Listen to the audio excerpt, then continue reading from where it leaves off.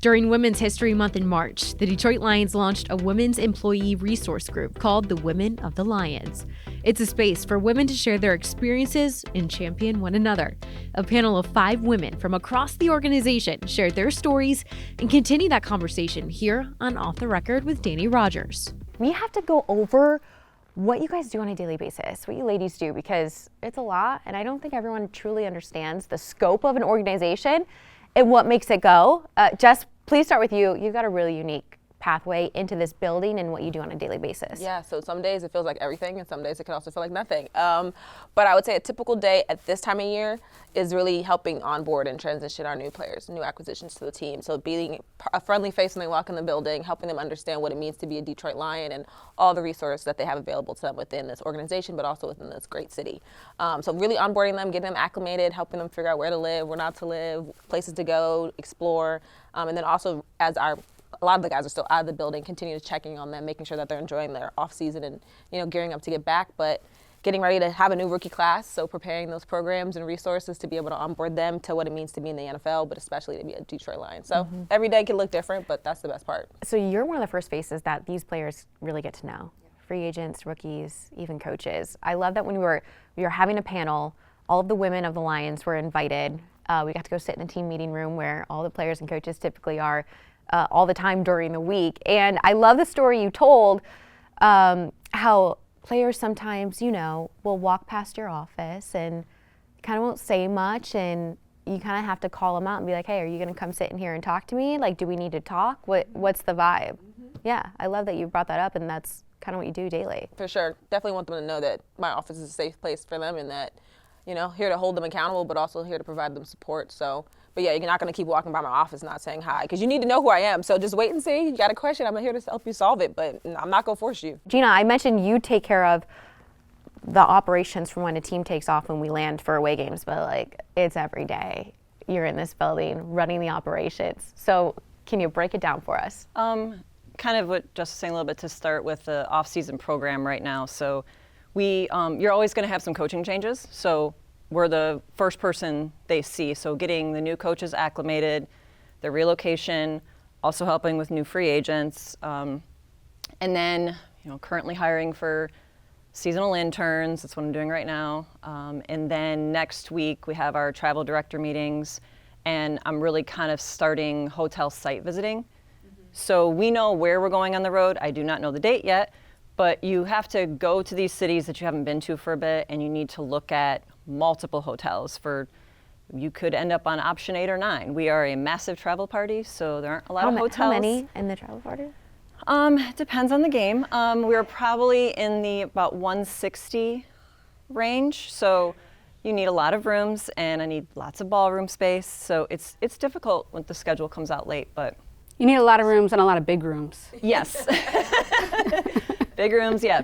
A high shower head is very, very important for the large people that we have. Do you call and ask them how high your shower head? We take photos. When I look at hotels, I look at a shower head height. I also look at, is it a queen bed or a double bed in the double? Because that's very important. Guys get kind of upset. Well, they won't sleep on the doubles.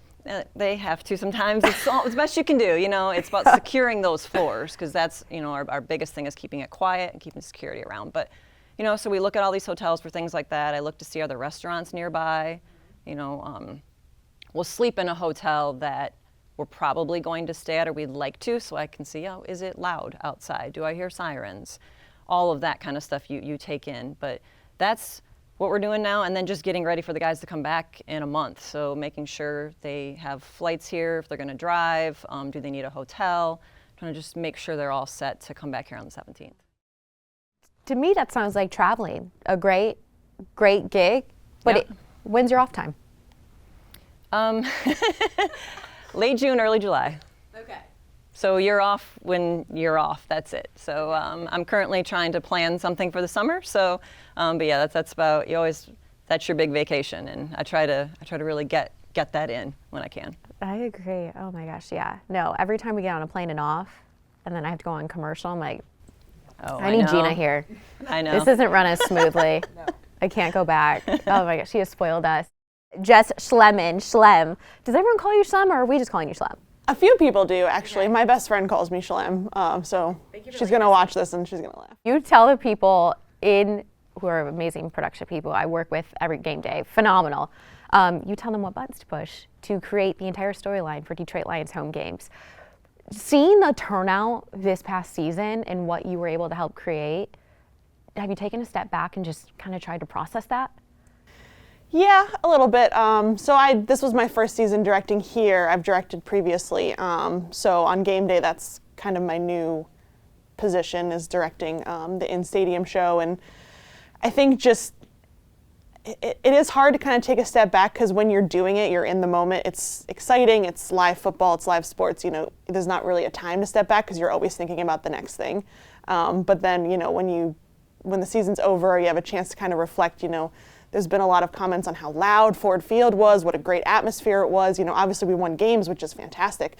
But just everyone saying how loud it was, what a good atmosphere it was. It's definitely a reflection on us and our team, and just the great atmosphere that we've been able to cultivate at Ford Field. So you're telling the people when to throw up the cup cam, because that is, I feel like, everyone's favorite. That is the absolute best. Oh, I know. Yes. So the guys, our camera crew is awesome. Our entire crew is awesome, like you said. And I'm always just like, find the cutest babies you can. Just keep going. We could probably do an entire quarter of Cub Cam if we really wanted to. I was going to say, can you do it more than one game? Can we get this going? Or more than one time in a game? More than one time. I will pitch it. I will absolutely pitch it. I mean, there's 11 babies along our offensive line now, I think. So it's there you go. You might need... Counting Graham, too? So we have Women Alliance. Can we do Babies of the Lions next? Yes. Oh my gosh. Just saying. Hard baby launch. cubs. Hard launch. Schlemonade, how many men are in that technical room during a game with you? Actually, my question is, how many women are there? How many women during a game? Yes. So in our department specifically, I'm the only woman full-timer for our department. I did not realize that. Yeah. Yeah. So it's me, and then there's our engineer, and then I have 2 staff members under me. We're killing it. They're great. They're fantastic to work with. In the control room, we have probably the most would be probably 4. We're working on it. Oh yeah, I'm growing this crew. We're gonna keep adding more, always. Maggie, our general counsel, our lawyer. So if we mess up over here with our music rights, I do got we come you. to you? Yeah. Don't mess up. That's the first rule. What does the day-to-day look like for general counsel of an NFL team? Yeah, I think the theme is the same for all of us, right? Which is, it's a little bit of a lot. General counsel of an NFL team, any sports property, you get to work with every department, right? You get to work with every person on different aspects. So like whether it's contracting or music rights or, figuring out like a player issue, everything from sort of commercial issues to NFL league rule issues, to litigation if somebody has a slip and fall at a stadium, or there's an employment dispute, et cetera. You sort of block and tackle as it comes. I get to be an expert on a few things and a generalist on a lot of things. And you figure out what you can do, and you find who can do what you can't do. So it's kind of constructing this whole sort of approach. How many other general counsel are female in the NFL? I was actually just having a conversation about this. There's at least 7, so out of 32, which is not bad.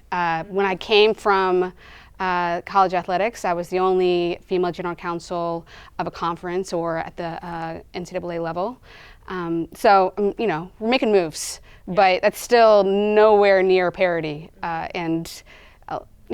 There's nothing that limits a woman from being a lawyer at any sports property just as well as a man. So we're getting there, climbing slowly but surely. 7 women general counsel of NFL teams. Also 7 female owners, and Detroit happens to have one. And I love Sheila Hamp during this panel. She shared it in an interview with me before, saying when she was graduating college and she wanted to go to the NFL and get a job, they did not have a single thing for her, not even in the mailroom. So she's like, to be in this position now is just insane. So when you ladies think about just the position you're in, I mean, Gina, is the Rams, is Sophie the only other operations? Yeah, well, Mulaney just got hired as the director at the Colts. Okay, so 3. There's 3, yes. When you guys think about just your positions, is it kind of crazy to think that there's still only 3 ops or only 7 general counsel or 4 women in the tech room out of 30 on a game day? Is it kind of crazy to think? Three heads of player engagement out of 32. To So me, it's the path that's available and open. And, you know, when I came up, operations, I never even knew that wasn't an option. Right. That was not you were an admin, and that's, you know, what you were, which are extremely valuable. Got to have good admins. But there wasn't, you know, ops was not that path to go. And, you know, I'm even struggling looking at women in college athletics where everyone's title is director of on-campus recruiting, which is great, but they don't have that ops experience that I'm looking for. Where there's, you know, I was excited, there's so many women in college football, but it was eye-opening at the combine how many that was their title. So it's just making sure letting them know that path is available and someone letting them in the door, basically. yeah, you gotta hold Because the door open. women running football ops, that's easy. Like we have a great skill set for that, but it's just about letting them in the door to get that experience.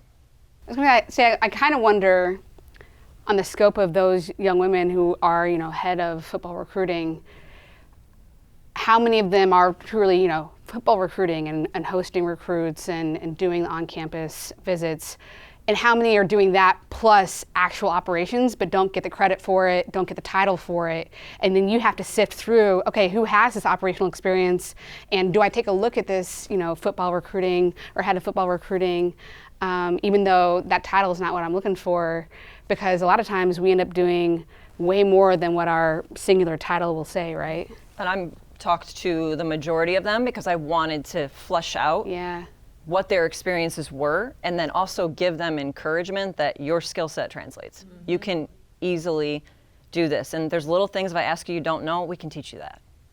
But you are extremely organized, you're detail oriented, and you care. That's all I need. But I think that's part of the problem, right? Everybody's not willing to teach, right? Because we want fully packaged or fully developed individuals to come to our table, and it's like, we aren't, right? Like, there's still an upside for me. I still have to continue to be better every single day. So I think that's where, hopefully, us being in the space, we have that capacity and ability to help teach and help, like, not only open the door, but hold the door open and be patient and give that grace and to read between the lines of like, okay, I can infer that based on you doing these two things, you could do this, right? And not just boxing you out. Because it's like, if we're not looking for each other in the stack, who is?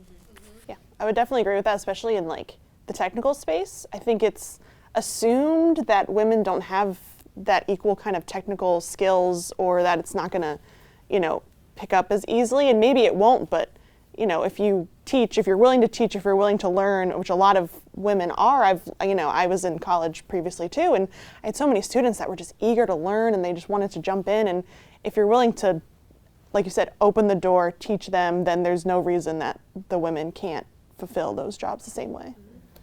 My mindset is always making it easier for the next woman behind me. So whoever comes in and takes this job whenever I decide to leave, which I don't want to, my job is to make it easier so that they can come into a role where it's established, they know what they're doing, and it's not just, okay, let me talk about everything off the field and leave the football to the guys. I would never want that to be on this person's shoulders coming into this role. How much is that on your daily mindsets? Every single day. Because I think so much, again, there's only 3 heads of player engagement that are women, and you know, the locker room being a hurdle that we can't necessarily navigate because I can't be in there. Frankly, I don't want to be, right? There's like nothing happening in there that I need to be. Misconception we'd like to be. We don't want to be. I have no interest. That's not my target audience. Nope. I'm good. Like, trust me. So I think for me, it's like, that's not a hurdle that I see as a hindrance to my ability to build relationships. Right. Now it's like, you can seek me out in other spaces. Like, I'm going to exist, right? And also I think it's kind of great that I'm not in that space, right? So that space can stay true to what they needed to be, and like, hey, I can hear it. Trust and believe I can hear it. But understanding that like, that's an opportunity now for me to build a relationship in a more intentional way, and that requires me to get away from my desk and meet them where I can actually meet them. But I think there's a big stigma around us needing the locker room to be able to build rapport, especially in my work. And it's like, no, I got 2 couches. I'm right off the locker room. Like, you got to pass my office to get to where you need to go, and it's like, it's a decision. So now it's like, you have to be intentionally like about meeting me and having that relationship and developing that relationship. So I think, yes, there's benefits to being able to go in the locker room, but I'm doing every single thing I need to do, not being in the locker room. I think a lot of it's almost like a mindset, which is like, once we get here, We know, like, we're here to do our jobs. I'm not here to prove anything, right? I'm just here to do my job and do my job well. But what I do know residually is that when I do my job and I do my job well and I take care of things and I take care of people and I take care of the organization, then all it is it normalizes, right? Like people get, oh, they're used to a tiny 5'1" blonde general counsel. Like that's not weird to them anymore. And so next time another woman comes in who might be a lawyer, it's not even a thought, right? Or it's less of a thought, or it's less of a head turn. The very first time I got hired in my job, I'm lucky because my boss was somebody who did teach me, and I've only had male bosses, right? But we need male bosses to, be willing to be mentors to women as well. But he knew he was going to get questioned about hiring a young female law clerk, right? So he did extra background checks, extra, conversations internally to make sure that he wasn't going to get skewered for bringing in this young woman to be the lawyer. And he took a risk. So once I'm there, I'm not second guessing myself. I'm not worried about myself. All I need to do is get in the door. Because once I'm in the door, I'm just going to do my job, right? And then that I'm not trying to prove anything, but just by doing my job, I am, making it more normal for the next person to come in, to your point. And it's like, we don't even need the door. Crack the window. Yeah, I'm going to bust this whole thing open, Yeah. right? And then it's also like, now the window's open. Yep. So like, I'm in here, like. I'm knocking. Yeah. I'll just keep on knocking. I'm going to ring the ring doorbell. We're here. And then when I'm in this space now, I'm going to continue to take up space because to your point, it should be wow. You know what I mean? It shouldn't be like, oh, I'm glad they're here. It's like, it should be like, why haven't we not had this space be filled of all different types of people from different walks of life? Because perspective, right? The world outside this building is not just all male. So how are we helping the people within this organization see the world as it truly is if we're sticking to just one type of, just what it's always been? I hate that. It's what it's always been hasn't worked. So let's change it up. Let's spice it up a little bit, And then again, I understand that what I represent in this space is I'm a Black woman, I'm first gen, all these things is you have to see it to believe it, right? So that's an honor that I have when I walk into this building. I understand the room, what I bring into the space and what I represent. So understanding that's an honor. And that's not something I'm willing to squander. But also knowing that how I carry myself and how I show up in these spaces is important. So I'm not just this person either though. Understanding that I have a life outside of this work, right? So I could bring all that to work and let other people see that you can walk into this building and be yourself unapologetically. Normalizing it's a big thing. And it sounds, funny story of the bus driver. So 2019, when I took over team ops, it was just Sophie and I in the league, and Sophie was still kind of new too. And I can't remember. I think it was Green Bay. The lead bus driver comes and picks me up, and he kind of freezes and he looks at me and he's like, "We've never had a lady before." And so I was like, "Really?" But I used that, and I made sure I made him feel comfortable. We got into some great discussions, and now when he sees me, he's like, "Gina!" And they get very excited to see me. And I work really hard on the bus driver relationship because it's extremely important. They have to like you. You want them working very hard for you. But that was one of the funniest reactions I had in 2019. It was so genuine. He did not mean any offense by it. It just surprised him. And now he thinks it's normal when he's like, "Oh, so-and-so has a woman and so-and-so has a woman." And he's very excited about it. But it's just, you have to just normalize it, but also own that it is a responsibility that you have to make it better for the women after you. Why be in here and play small? I think that's, first of all, unfortunately I've been unapologetically myself since I came out the womb. But it's again, why play small? What's very hard? Why shrink yourself, right? It's hard. How am I helping this space if I come in here as a version of myself, right? I wasn't hired to be a version of myself. I was hired to be myself, right? So, and I think for me, and being so player facing, if I'm not myself, that's really hard to do every day. It's really hard to be a representative every single day. And I want them to come into my office and be themselves. I want them to have interactions and feel like it's genuine, authentic. So it's why not just be myself? Why play small? I'm not just the co-director of player engagement. I have aspirations and other interests that help do the job at a higher level. So be all those things. To the point where we come in to do our jobs and do our jobs well. You can't do your job well if you're trying to make yourself smaller, stay out of the way. None of our jobs are to stay out of the way. All of our jobs are to get things done, right? Yeah. Especially being forward-facing with the players. I don't think NFL players don't get enough credit. They can notice if you're fake. Like, they want authenticity, and they know. They see it. So I think you have, in that kind of position that you have to be. One thing in the women's panel that we did not talk about that was brought up to me later on, Maggie, which I know you can answer this for sure, and it was about being a mom in this career. And it wasn't talked about, and we all forgot to almost talk about it. But like, you're here and crushing it with an NFL team. Lions just recently put in a nursing room for the young moms here. How do you navigate this space as a working mom? A lot of balancing, right? And I'm lucky. I mean, I'm lucky enough. Like Isaiah just went home or back to school yesterday, so he's 18. Mm-hmm. I'll tell you what. Whenever they're older, it's a lot easier. It's a lot less heartache. I don't know if it's a lot less heartache, but it's a lot of navigation, a lot of community, right? Like in the same way that, it's different, but it's the same. Like in the same way that we have dads in this building, and those dads rely on communities for those children to get raised. We just have to have communities, families, friends, structures that give us as women the same structure and the same sort of fallback and the same village to raise our children to. I think that a lot of women don't have that, right? And it's, again, we're making moves. We're getting better, but there's a reason why a lot of women in this industry don't have children. You know, to Jess's point around, we are more than just this job, and sometimes it doesn't feel like that. But truly, right? Like we are.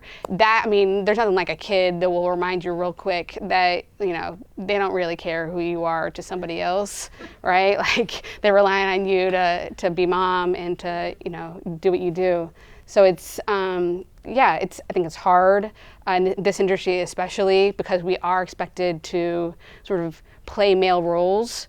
And as we move forward and normalizing women in this world, we can be more female. It's gotten a little easier, but it's definitely a balance all the time.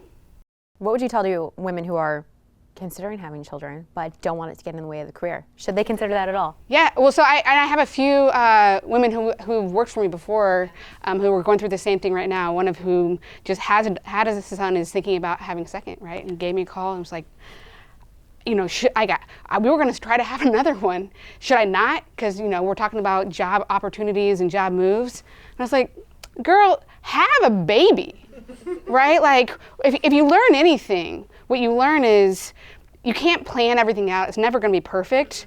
Go ahead and do it, and you'll figure it out on the back end. And I think that there is a lot of fear, right? I know Gina, you talked about, you know, when you first left Lions before you came back. And there was this fear, it's like, there's this stigma that once you leave, if you step back for 1 minute, you can't get back in. There are risks, right? And women have to deal with maternity leave and all the risks around that. You can get it done. You got here the first place, you can get here the second place. And the number one thing you got to do is your family, right? And I love my job, and a lot of my identity is wrapped up in my career and my job. But, you know, number one is all about family. And if you and your family want to have a child, do it, and you'll figure it out. And I mean, that applies to parenthood, that applies to work, that applies to everything. But if somebody wants to have a kid, whether they're in their 20s or their 30s or their 40s, just do it, and you know, your community will help you figure it out. Before we wrap things up, this has been a great conversation. I just want your best piece of advice for women who are looking to either be a lawyer or run operations for a team or engage with players every day to help them get situated here, or tell the people when to, you know, push buttons and stuff, which is critical. What do you got? For me, kind of depends on their age, but if it's something that they've been interested in since they were young, when they get to college, work for your college football program. I don't care in what capacity. It's going to be recruiting because everybody works in recruiting. But get in the door, meet the coaches, meet the ops staff, do all that, because that is invaluable time that I've seen people waste with that. And you need to I took an internship at Fox 2, knew I did not want to be in front of the camera. I learned that. Editing, I was like, this is fun. But do that. Go to the athletic department and try a marketing internship. Try all different sides of football. There are so many jobs in sports. So try a bunch in college. That's the time to experiment with roles and, learn what you like, but also learn what you don't want to do. And it will help you focus better on what you want to do. But get experience in college. Who worked for their college football team? Anyone here? I worked with Yep. college basketball. Yep. Yeah. Boom. Yep. All right. The Jesses. Best advice. I think I mentioned this during the panel the other day, but just for me, it was always, I think I held myself back doubting myself. Just don't believe in yourself. Like it sounds so corny and so like after school special for lack of a better word, but it's just like, if you're not going to believe you can do it, no one else is going to believe you can do it. Like you can have mentors and all this stuff and people let you through the door, but like you have to know that you can do it yourself before anybody else is going to. Like I told the story of, before I started directing, I wrestled with it for like months because, we had a lot of males, part-time staff members who wanted to do it, all these people, and I was just like, I haven't done it in a few years. I don't think I can do it. Luckily, I had a boss who was very encouraging. He was like, you can do this, just do it. And then stepped into the seat and it was awesome. It was great. And I knew I could do it, but I kept doubting myself. So just don't doubt yourself. Just, if you've gotten to where you are by being you, by being authentically you. And so just believe in your experiences, believe in what you can do. I would say, retweet everything y'all have said. But to add to it, I would say so many people are so bogged down into the details of their resume, and you are your greatest resume, right? So to that point, diversify your experience. It all relates. And at the end of the day, you're the one telling your story. So my resume had the Phillies, it had Temple men's basketball, it had a cappella, it had everything. And it's probably like, what is this girl? Like, what is her thing? And I'm like, I'm all of it, right? So yes, I can relate to all these types of people. And I'm the best artist at putting my pieces together, right? So do it all, figure out it all, figure out what you don't want to do for sure. But remember, like, you are the magic, and any space that you are invited into, like, make sure that the invitation doesn't get rescinded. Mm-hmm. Yeah, I mean, all three of them, right, all build up on each other. Just knowing, like, what you want to do, who you are, what you can do. And to the point about getting a vast number of experiences, the way you do that is by going for it. And the way you go for it is you reach out to, the head athletic trainer at your football team. You reach out to the head of equipment, ask if you can just interview them. Ask if you can shadow them. Ask if you can intern with them. Ask if they have any jobs. You have to be proactive. People aren't going to find you, especially when you're young, especially when you don't have any experience. And so, and if you see postings for, a 2-week stint or, game day, working in the broadcast truck, or, making sales binders at, the sports marketing place down the street, do it. Or call them and go for it, because at that point it's all good experience. Be proactive, and you will, and nothing is too small, especially when you're younger. Try everything, and go for it. Stay focused and just keep doing the work. One last thing to that point. Do all of it, right? Like you said, right? Like, nothing should be too small. And like, even the most smallest task, do it with the utmost of respect and give it the dignity it deserves. I would say Coach Fran Dunphy is one of the most phenomenal people I've ever known, and he gave me an opportunity to be a men's basketball manager, and I did laundry with precision, okay? That laundry was done well. My personal laundry, that's another story, right? But that team laundry was done well. That wiping the floor was done well. I took care of that clock very well, and he trusted me. Right? Earn that trust. So do the small things really well, and then it's like, okay, you can earn the right to be in these other spaces, but also knowing that this work is not as shiny, it's shiny, it's glamorous, but there's some days. You're going to have some days. There's going to be some real thing. You're dealing with people. So every day is not going to be, Sunday night football. Although Sunday night football is very fun. Yes, it is. Yeah. Especially when you win. Hoping to have more of those. We love Sunday night football. This has been amazing. Ladies, thank you so much for taking the time. I don't know how you have the time to take time for this, but we appreciate you so much. And I can't imagine the amount of interest that have been piqued from young women who are something that stuck with them, that they're like, I can go do this now, and they'll do it. Thank you. Yeah, thank you. Thanks, Danny. Thanks, Danny.